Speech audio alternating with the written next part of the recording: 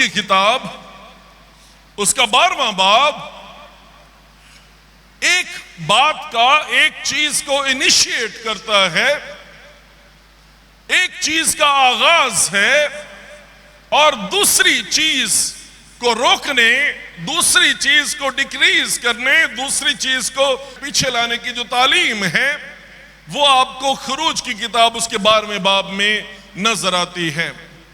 एक चीज को प्रमोट किया जा रहा है, जिसको प्रमोट किया जा रहा है वो चीज बर्रे का लहू है, जिसको कम किया जा रहा बल्कि खत्म किए जाने की तालीम है वो चीज खमीर है। खुरूज की किताब में 10 आफतों का जिक्र है और ये 10 आफतें नाजिल करके खुदा ने बनी इसराइल को मुल्क मिस्र में से रहाई दी है, आजादी दी है। 9 आफतों के नतीजे में कोई एक इसराइली भी मुल्क मिस्र में से बाहर नहीं गया, लेकिन जो 10वीं आफत है, जो पहलोटों को मारना और बर्रे के खून के वसीले से उन घरों को जिन पर बर्रे का खून हो उनको महफूज कर लेना, उनके पहलोटों को छोड़ जाना, एक ही रात में बनी इसराइल के मुल्क मिस्र में से लाखों की तादाद में जो बनी इसराइल वहां पे मौजूद थे उनका, उनके चौपाइयों का, उनके सारे खानदानों का मुल्क मिस्र में से निकल जाना है। अब अगर आप गौर करें तो एक चीज, एक बात जिसे खुदा रोक रहा और मना कर रहा, खमीर तुम अपने घरों में से दूर कर देना, 7 दिन तक तुम्हारे खानदानों में, तुम्हारे घरों में नजर नहीं आना चाहिए। 7 जो है वो कामलियत का अदद है। कामिल तौर पर खुदावंद ये कह रहा है कि तुम लोग खमीर के साथ समझौता ना करना, खमीर को अपनी जिंदगी में से निकाल देना। ये छोटी सी शॉर्ट वीडियो हमने पिछले इतवार भी आपको दिखाई थी कि खमीर जो है वो असल में क्या करता है, और इस शॉर्ट सी वीडियो को देखें और आपको समझ आएगी कि खमीर जो है वो क्या है और हम किस बात के बारे में बात कर रहे हैं।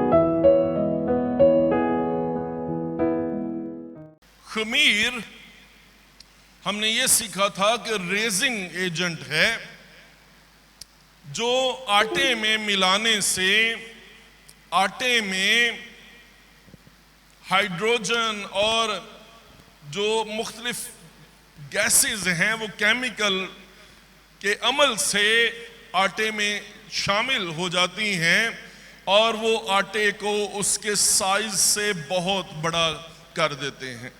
हम ये सीख रहे थे कि खुदा आटे के बारे में फिक्रमंद नहीं है। उनकी रोजमर्रा जिंदगी में से उनको गुजार के खुदा एक मिसाल उनके सामने पेश कर रहा था जिससे वो बखूबी वाकिफ थे। मुख्तलिफ सिचुएशंस, मुख्तलिफ हालतें, मुख्तलिफ तरह के औकात हमारी जिंदगियों में आते हैं और ये हालात जो हैं ये हमें बाज़-औक़ात गुस्से से भरते हैं, बाज़-औक़ात ये हमें खौफ से भरते हैं, बाज़-औक़ात ये हमें बेइत्कादी से भर देते हैं, बाज़-औक़ात ये हालात हमें गैर यकीनी सूरत हाल से भर देते हैं, बाज़-औक़ात ये हालात जो हैं ये हमें ऐसे खौफ में मुब्तला कर देते हैं कि हम समझते हैं कि हमारे लिए कोई उम्मीद नहीं है। दो बातें हमने सीखी थी कि मुल्क मिस्र में से जैसे ही निकले हैं ये लोग बहरे कुलज़म पर आए हैं और बहरे कुलज़म पर आके दोनों तरफ पहाड़ हैं और पीछे जो है वो फराउन की फौज है जो रथों समेत इनका ताक़ुब कर रहे और इनको हलाक करना चाहते और वापस मिस्र में लेकर जाना चाहते हैं। अब ऐसे हालात में दोनों तरफ देखते हैं, सामने उनको बहरे कुलज़म नजर आता है और पीछे फराउन और उसकी पूरी फौज, उसका लश्कर नजर आता है। बनी इसराइल खमीर से भर जाते हैं और ये खमीर जो है इस बार खौफ का खमीर है और वो मूसा से ये कहते हैं क्या मिस्र में कब्रें कम थीं जो तू हमें हलाक करने के लिए यहां पर ले आया है।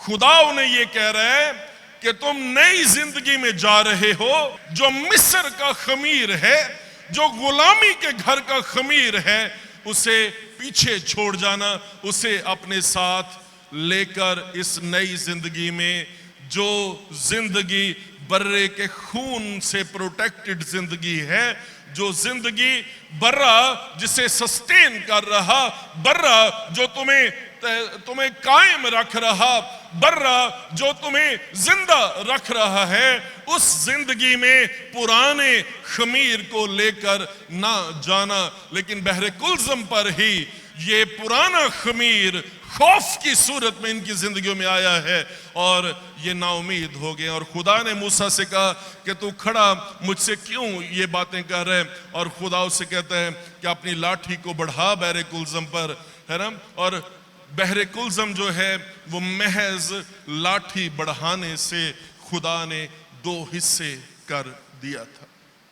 फिर उसके बाद हमने ये देखा था कि जो रोजमर्रा जिंदगी की जरूरियात की फिक्रें हैं, ये जो खमीर है, ये जो गैसेस हैं जो उनको उभारती हैं कि वो खुदा की बात पर यकीन ना करें और खुदा की बात को छोड़ के वो अपनी सोच, अपनी समझ के मुताबिक बढ़ते चले जाएं, यहां पर भी बनी इसराइल जो हैं वो फेल हुए हैं और इस खमीर ने इन्हें बियाबान में बहुत खराब किया है। खुदा आसमान से मन बरसाता है और मूसा जो है वो उनको ये कहता है कि जब तुम जाओगे तो तुमने एक खास मिकदार से ज्यादा जमा नहीं करना, लेकिन बहुत सारे लोगों ने लालच किया और वो ज्यादा जमा करके ले आए क्योंकि उन्हें फिक्र है कि रात को उठकर अगर भूख लग गई तो फिर क्या करेंगे, और बहुत सारी फिक्रें हैं। वो ज्यादा जमा करके लाए और उनका कम हो गया, और जिन्होंने कम जमा किया था उनका बराबर हो गया है। मूसा ने ये कहा था कि कुछ भी ना रख छोड़ना, और लोग मना नहीं हुए, उन्होंने बचा के कुछ तो खा लिया, कुछ रख छोड़ा और सुबह तक उसमें कीड़े पड़ गए थे। खुदावंद का बंदा मूसा उन्हें यह फरमाता है कि सब्बत के दिन ना जाना, क्योंकि सब्बत के दिन तुम्हें मन नहीं मिलेगा। लेकिन मना करने के बावजूद ये लोग सब्बत के दिन गए और खाली हाथ लौट आए, इन्हें कुछ भी नहीं मिला। इस बात को समझें। रोजमर्रा जिंदगी की जो फिक्रें हैं कि खुदा पर भरोसा नहीं करना, खुदा की बात को नहीं मानना, ये खमीर हमें बहुत सारी बरकतों से महरूम कर देता है।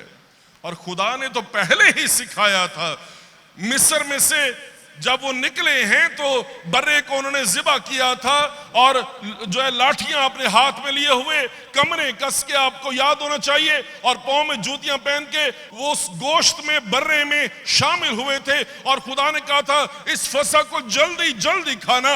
असल में उस रात ही खुदा उन्हें यह समझा रहा था कि अगले सारे सफर में खुदा है जो तुम्हें कायम रखेगा, खुदा है जो तुम्हें बचाकर महफूज रखेगा, खुदा है जो तुम्हें जिंदा रखेगा। लेकिन अब जब ये फिक्र का खमीर उनकी जिंदगी में आया है, इस खमीर ने उन्हें बहुत ही खराब किया है। गिनती की किताब और उसका 13वां और 14वां बाब मेरे साथ देखें। अब यहां पे एक और तरह से ये लोग आजमाए गए हैं। मुल्क कनान में बनी इस्राइल के जासूसों को भेजा गया कि वो जाके मुल्क कनान का हाल दरियाफ्त करें जहां पे खुदा इन्हें लेके जाने को है। और अगर आप गौर करें तो 11वें बाब से लेके 21वें बाब तक आपने पढ़ा है, दरमियान में करके आपको 13वां और 14वां बाब जो है वो नजर आता है। 13वां बाब और उसकी पहली और दूसरी आयत देखें जरा। तो आदमियों को भेज कि वो मुल्क कनान का जो मैं बनी इस्राइल को देता हूं हाल दरियाफ्त करें। उनके बाप दादा के हर कबीले से एक आदमी भेजना जो उनके हां का रईस हो। गौर कीजिएगा क्वालिफिकेशन क्या है। हजारों की तादाद में हर कबीला है, यहां पे हजारों में से एक बंदा पे भेजना है। उन हजारों में से जो हर कबीले की तादाद है, एक बंदा रिप्रेजेंटेटिव है, एक बंदा नुमाइंदगी कर रहा है। और जो बंदा नुमाइंदगी के लिए भेजा जा रहा है वो रईस है, वो मामूली शख्स नहीं है, वो चुनीदा शख्स है।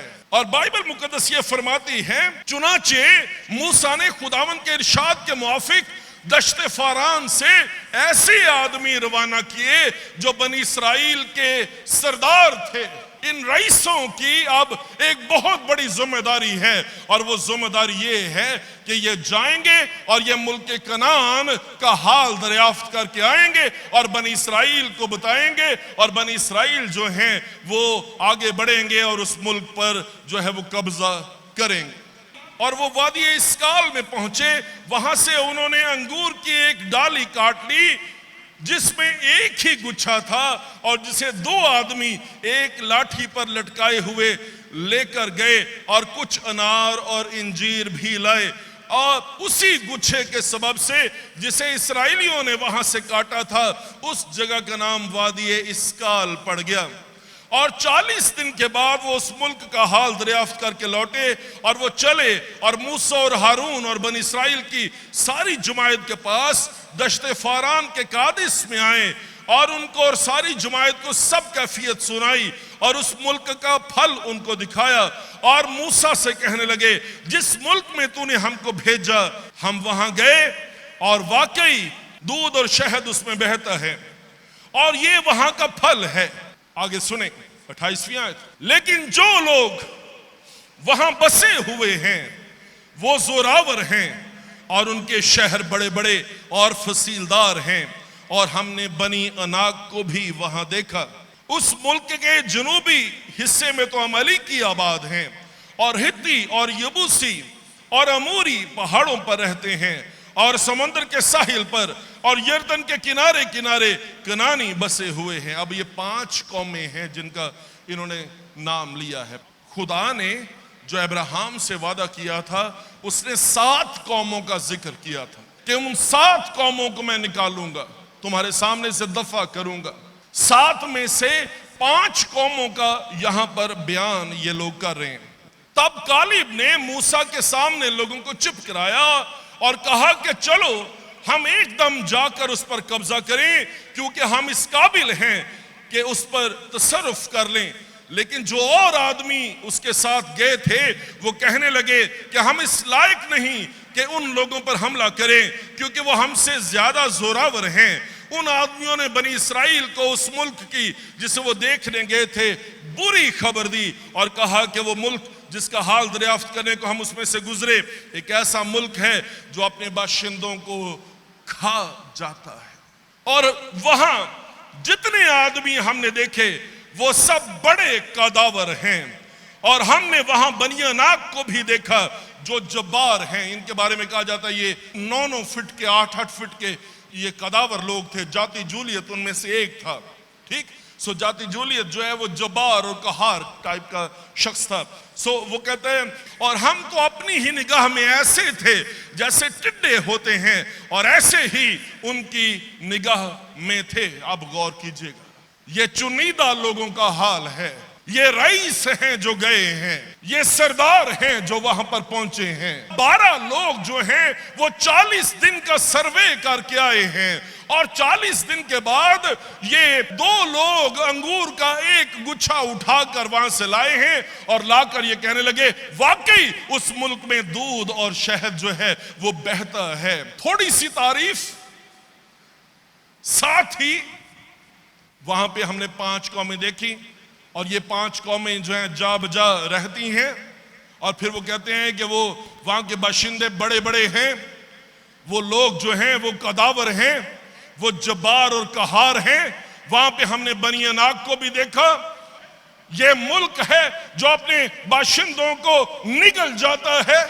ये हाल सरदारों का है, ये हाल रईसों का है, ये हाल चुने हुए लोगों का है। आप इमेजिन करें आम लोगों की क्या खसलत होगी, आम लोगों की क्या सोच होगी, आम लोगों का तर्ज जिंदगी क्या होगा, आम लोगों के सोचने का लेवल क्या होगा अगर सरदारों और रईसों का लेवल ये है।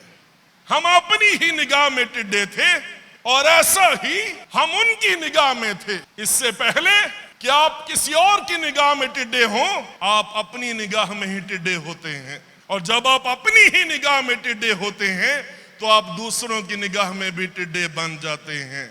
ये जो इंफीरियर कॉम्प्लेक्स है, ये जो छोटे होने का एहसास है, ये आपके अंदर होता है। और जब आप मरु मरु करते फिरते हैं, जब आप अपने आप को छोटा छोटा महसूस करते हैं, तो यकीनी तौर पे फिर दुश्मन भी आपको उसी नजर से देखने लगता है। यहां पे खमीर जो रेजिंग एजेंट है, जो उभारता है और उसमें हाइड्रोजन भरता और उसको ऊपर करता है, यहां पे ये हाइड्रोजन जो है, यहां पे ये गैस जो है, यहां पे ये खमीर जो है, ये दुश्मन के काद में भर दिया है। दुश्मन को बड़ा करते जा रहे हैं और अपने आप को इंतहाई छोटा करते चले जा रहे हैं। मैं और आप, हम तो दुआ शुरू करें। हम कहते हैं खुदावंद मैं गुनाहगार, मैं पापी, मैं ओगनहार, मैं दुनिया दा नखेद तरीन बंदा, मैं सारे अंदर रिजेक्टेड, मैं सब तो ठुकराया और रद्द किया होया। और दुनिया में जब आप जिंदगी गुजारते हैं, कभी आपने महसूस किया है कि खुदा आपके बारे में क्या कहता है? खुदा आपके बारे में कहता है कि क्या तुम नहीं जानते कि तुम खुदा का मकदस हो? क्या तुम नहीं जानते कि खुदा का रूह तुम में बसा हुआ है? क्या तुम नहीं जानते कि तुम खुदा की हैकल हो? क्या तुम नहीं जानते कि तुम खुदा के बरगुज़ीदा हो? क्या तुम नहीं जानते कि तुम लोग शाही काहिनों का फिरका हो? क्या तुम नहीं जानते कि तुम खुदा की खास उम्मत हो और जो खुदा की खूबियां जाहिर करने के लिए बुलाए गए हैं, चुने गए हैं, अलहदा किए गए हैं? मसीही का मतलब ही ये है, चुना हुआ, अलहदा किया हुआ शख्स। आप अलहदा किए गए हैं, आप चुने गए हैं। और जो उसने चुना है वो इसलिए नहीं चुना कि आप नखिद हैं, क्या आप सबसे घटिया हैं। चुने गए हैं इसलिए नहीं क्या आप सबसे रद्द किए गए हैं। चुने गए हैं इसलिए कि खुदा आप पर है, खुदा आपके साथ है और खुदा आपके अंदर है। आमीन। ये मरु मरु, ये छोटा छोटा होने की मेंटालिटी अपनी जात में से, अपनी जिंदगी में से हमें निकालने की जरूरत है। और मुझे और आपको अपने अंदर खुदावंद यीशु मसीह को लाने की जरूरत है। दो रईस ने, दो शहजादे ने, दो सरदार ने, एक यशवा दूसरा कालब, वो कहते ने खुदा ने ये मुल्क साडे वाले किता है तो सानू जाके उत्ते कब्जा करना चाहिए, सानू वो मुल्क ले लेना चाहिए, क्योंकि खुदा साडे नाल है, खुदा दी हजूरी साडे नाल है। और जंग ते असी लड़नी नहीं, वो भावें जिहड़े भी कदावर होण, जंग ते असी लड़नी नहीं, जंग ते खुदा ने लड़नी है। 12 चों 2 बंदे निकल आए ने, और ये बहुत वड्डी गल है। 12 चों 2 बंदे अपने आप को पछाणदे ने ते अपने खुदा नूं जाणदे ने। 12 चों 2 बंदे इस सारे शहर च जे 2 बंदे निकल आउण, इहो जे 2 लोग इहो जे निकल आउण जिहड़े खुदा नूं जाणदे होण और जिहड़े अपने आप नूं जाणदे होण कि असीं मसीही हां, साडी शनाख्त की है, साडी पहचान की है, तो यकीन करो साड़ी पूरी काया बदल सकती है। साढ़े हालात तब्दील हो सकते हैं, साड़ियाँ जिंदगियां तब्दील हो सकती ने, साड़ी मसीह कौम तब्दील हो सकती है। और खुदा सानू नेहरियां चों और तारीकियां और गहराइयां चों चुकेगा तो खुदा सानू सरफराज करेगा। हुण प्रॉब्लम ये नहीं कि खुदा वालों को थोड़े, प्रॉब्लम ये वे असीं आप ही अपने आप को डिग्गिया डिग्गिया महसूस करी जाने।